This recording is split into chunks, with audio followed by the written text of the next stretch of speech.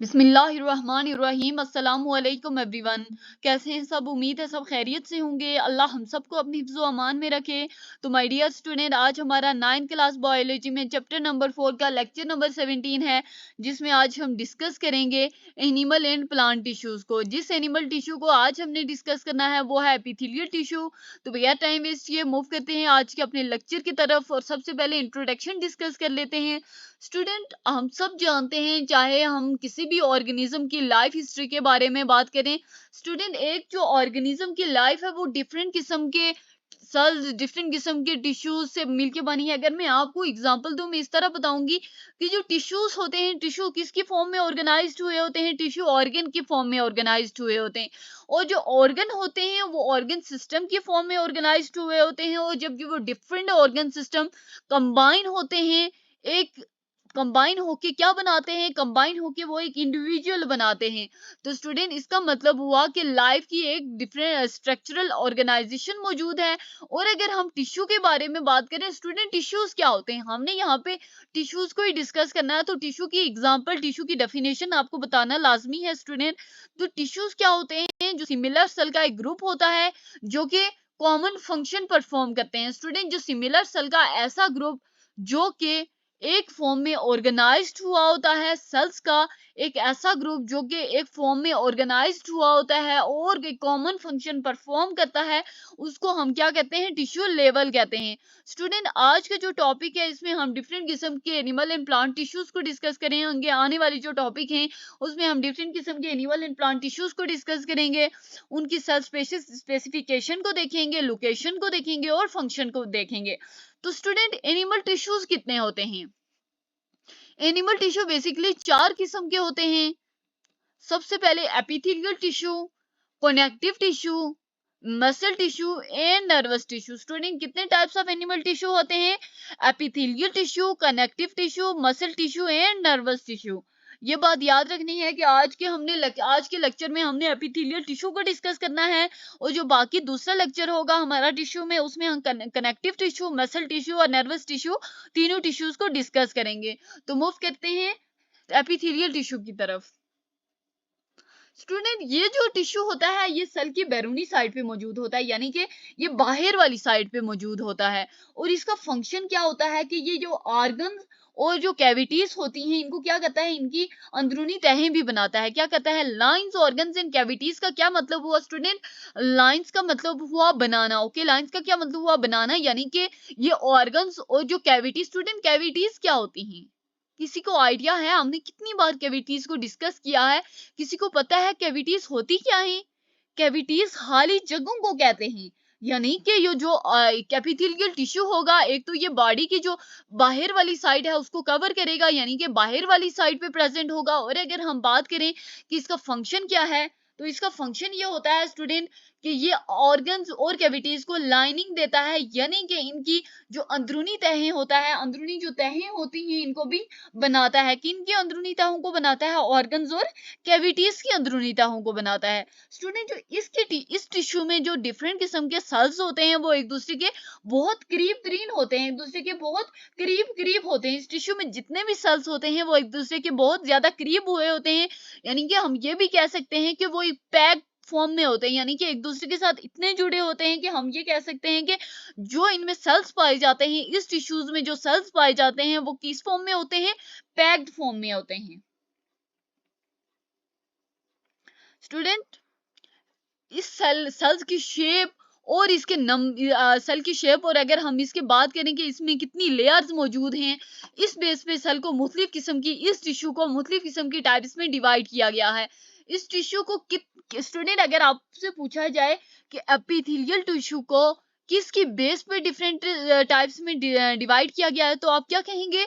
Cell की shape और cell में कितनी लेयर्स मौजूद हैं, कितनी लेयर्स मौजूद हैं, यानी कि किस किस्म की लेयर मौजूद है स्टूडेंट? कितनी लेयर मौजूद हैं? सबसे पहले सेल की शेप की बेस पे, और फिर सेल में कितनी लेयर्स मौजूद हैं उस बेस पे इस टिश्यू को मुख्तलिफ किस्म के टाइप्स में डिवाइड किया गया है। और उन टाइप्स को अब हम डिस्कस करेंगे। सबसे पहले होती है स्क्वैमस एपिथेलियम। सबसे पहले कौन सी होती है? Squamous epithelium. स्टूडेंट ये होती है फ्लैट लेयर की सिंगल लेयर पे मुश्तमिल होती है। स्क्वैमस एपिथेलियम किस पे मुश्तमिल होती है? फ्लैट सेल की सिंगल लेयर पे मुश्तमिल होती है। स्टूडेंट ये जो फ्लैट सेल्स की बात करें, फ्लैट सेल्स क्या होते हैं? फ्लैट सेल्स जो होते हैं, जो वो सेल्स होते हैं जो कि एक दूसरे के बहुत करीब होते हैं। क्या होते हैं? एक दूसरे के बहुत करीब होते हैं और क्या होते हैं? एक तह पर मुश्तमिल होते हैं। किस पे? एक सिंगल लेयर पे मुश्तमिल होते हैं। फ्लैट सेल्स किस कैसे सेल्स होते हैं स्टूडेंट? जो कि एक दूसरे के बहुत ज्यादा करीब होते हैं, यानी कि हम ये भी कह सकते हैं कि जो एक दूसरे से चिपटे हुए होते हैं। तो ऐसे सेल्स जो कि एक दूसरे से चिपटे हुए होते हैं और सिंगल लेयर पे मुश्तमिल होते हैं, वो कहाँ पे होते हैं? ये सिंगल स्क्वैमस एपिथेलियम में ऐसे सेल्स पाए जाते हैं। और ये स्क्वैमस एपिथेलियम कौन कौन सी में पाई जाती है? सबसे पहले लंग्स में पाई जाती है। कौन कौन से ऑर्गन में पाई जाती है हम कहेंगे? तो कौन कौन से ऑर्गन में पाई जाती है? लंग्स में पाई जाती है, हार्ट में पाई जाती है और ब्लड वेसल्स में पाई जाती है। स्टूडेंट फंक्शन क्या होता है स्क्वैमस एपिथेलियम का? फंक्शन ये होता है कि अपने थ्रू मटेरियल को क्रॉस होने की परमिशन देती है, यानी कि ये अपने थ्रू मटेरियल को पास होने की परमिशन देती है, वो अपने अक्रॉस मटेरियल की मूवमेंट करवा देती है। सबसे पहले स्क्वैमस एपिथेलियम में हमने क्या बात पढ़ी कि ये फ्लैट लेयर की सिंगल फ्लैट सेल की सिंगल लेयर पे मुश्तमिल होते हैं।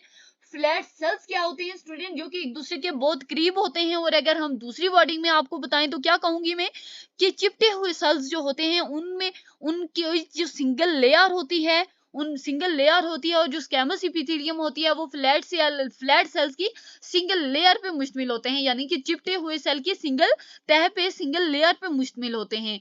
ये कहाँ कहाँ कौन कौन से ऑर्गन में पाई जाती है?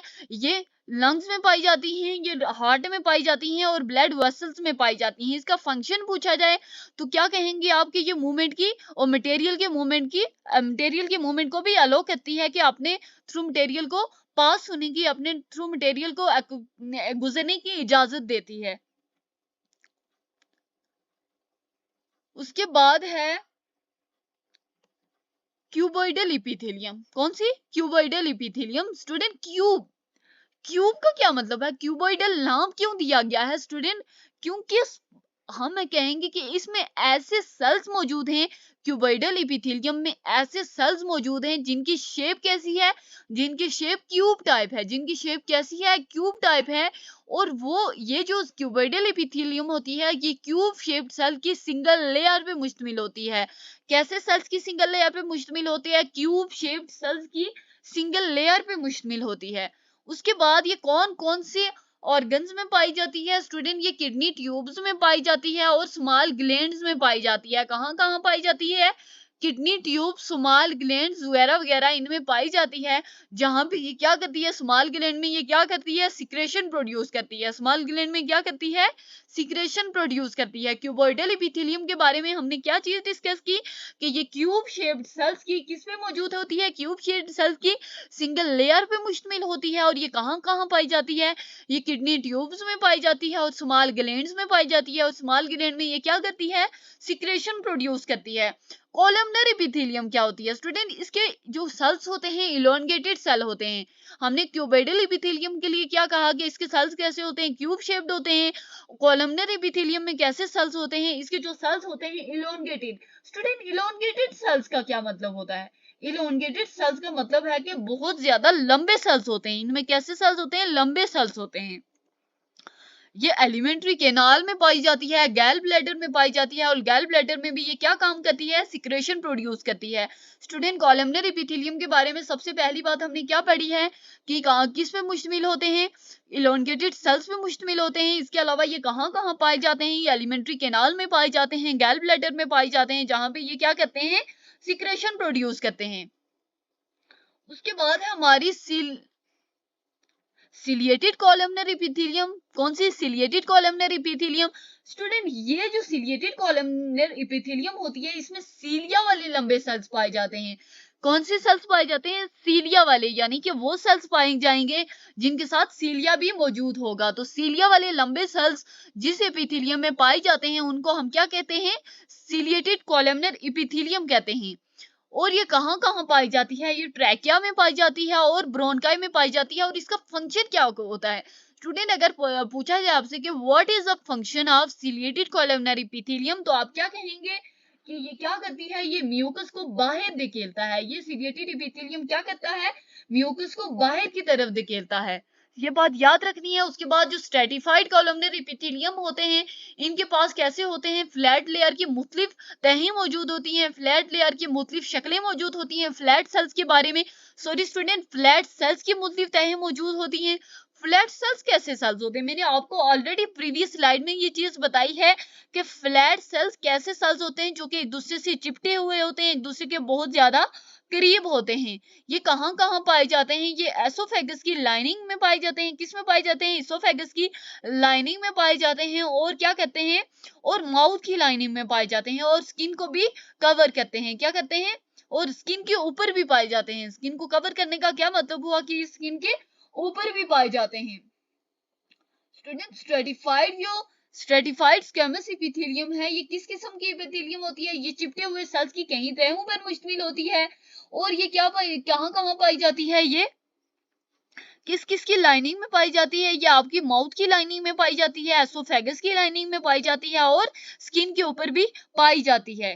तो स्ट्रेटिफाइड स्क्वैमस एपिथेलियम कहाँ कहाँ पाया जाता है, या कहाँ कहाँ, तो क्या कहेंगे हम कि एसोफेगस की लाइनिंग में होता है ये, और माउथ की लाइनिंग में होता है, और स्किन के ऊपर भी मौजूद होता है। और इसका काम क्या होता है, ये इनर पार्ट को प्रोटेक्ट करता है। थैंक्स फॉर वॉचिंग, मिलते हैं नेक्स्ट वीडियो में।